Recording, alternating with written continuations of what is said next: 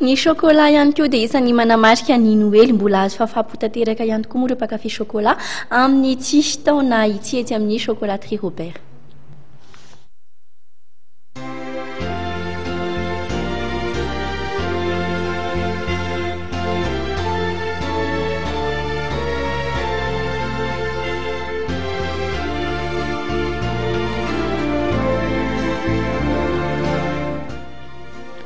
Karazana chocolat maromaro, samy manana ny endriny, samy manana ny habeny ary samy manana ny tsirony ihany koa no atotry ny chocolaterie Robert ho an'ireo mpankafy amin'izao akatoko ny fetin'ny Noely izao. Raha ho an'ny toeram-pivarotana etsy Andriafanambojanahary manokana dia navaozina ny toerana mba halalaka kokoa, tsy ilahatra be intsony noho izany ireo mpividy izay efa maro dia maro amin'izao farany herinandro izao.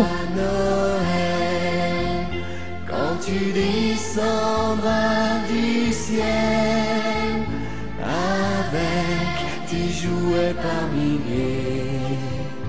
N'oublie pas mon petit sourire, mais avant de partir, il faudra bien te couvrir. Inona zao no tena karazana chocolat jerenao azy? Le sarsary ohatran'ny hoe le bodikely fetana be mety zanako ty zao le bodikely ny tiny. Efa misy volana tokana ho an'ny chocolat rehefa fetin'ny Noely? Naona fahitanao le chocolat ataon'ny chocolaterie Robert?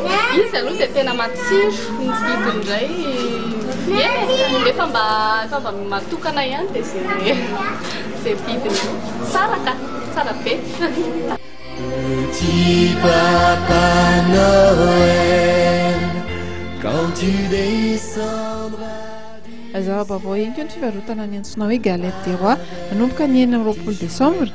Tsy hiova kosa nefa ireo vidin'ny vokatra rehetra manarina ireo toeram-pivarotana eny Andriafanambojanahary, Antaninarenina, Antanimena, Ivato ao anatin'ny Saranam-piaramanidina, Antsiranana na Toamasina. Misokatra daholo izy ireo ny maraina ny 5 Desambra hatramin'ny 2 ora tolakandro. Au son des cloches des églises, ta distribution de